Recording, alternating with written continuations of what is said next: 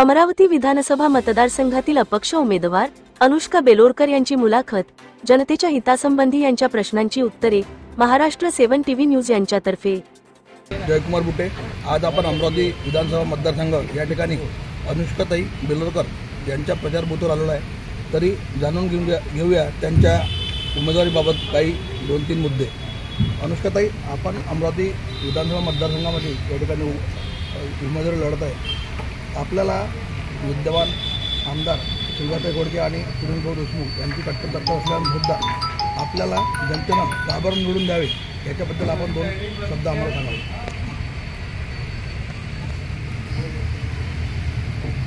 Sir नमस्कार, मी अनुष्का बेलोरकर।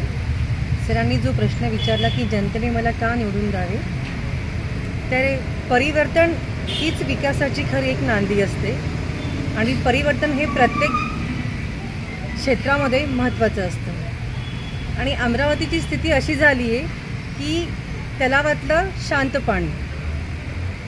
पाणी असतं की ते सडतं किंवा त्यातली माती पण सडते, चिखलही सगळा सडतो आणि तिथे प्रगती होत नाही, तिथे अधोगतीच होते। तर प्रगती जर आपल्याला पाहिजे असेल तर पाणी हे वाहतं असलं पाहिजे, म्हणजे परिवर्तनही असलं पाहिजे।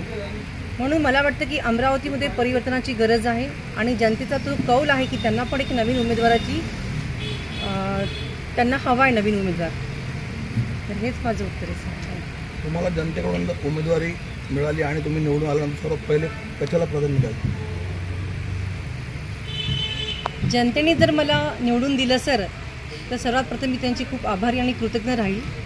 आणि जनतेसाठी जे मी आता प्रचारासाठी मी फिरली आहे की आपल्या भारत देशाला स्वातंत्र्य मिळून 75 वर्ष झाली आहे, पण तरी पण आजही जे मूलभूत प्रश्न आहेत, अन्न वस्त्र निवारा आणि त्यातल्या त्यात पाणी आणि वीज बिल, तर मला असं आढळून आलं या प्रचारामध्ये। मी आता डोर टू डोर प्रचार करते, तर वडाळीमध्ये आणि रहाटगावमध्ये अजूनही असे काही भाग आहेत की तिथे अजून पाणी पोचतं नाही आणि ही खूप मोठी शोकांतिका आहे।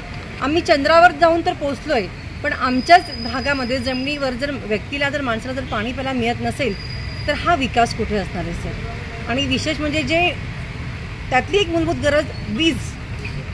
इथे शेगाव म्हणून एक गाव आहे आणि नारायणपूर म्हणून एक गाव आहे, त्या गावामध्ये सुद्धा काही ठिकाणी लाईट नाही आहे, लोक अंधारामध्ये राहतात, कोणाला साप दिसतो, कुठे काही रस्ते नाही।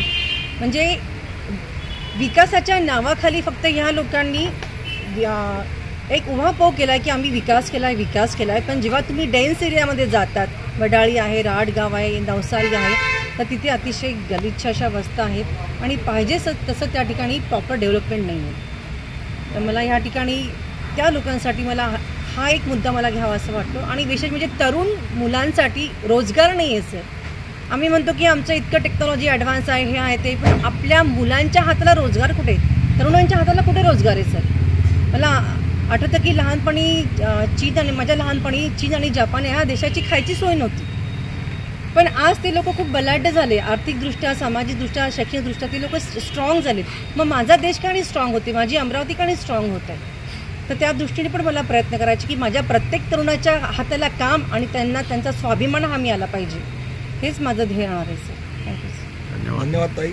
आपण बघितलं अनुष्काताई बेलोरकर ह्या उच्च शिक्षित आणि अपक्ष उमेदवार आहे। तरी जनतांना आम्ही आवाहन करतो की अमरावतीचा विकास करण्याकरिता आतापर्यंत आपण बघितलं प्रत्येक पक्ष हे आपल्याला आश्वासन देत आहे। एक वेळा आमच्या चॅनलच्या वतीने सुद्धा आम्ही आपल्याला विनंती करतो की अनुष्काताई बेलोरकर या उच्च शिक्षित असल्या कारणामुळे त्यांना भरघोस मताने निवडून द्यावे। Superfast Maharashtra news, Jaykumar बुटे।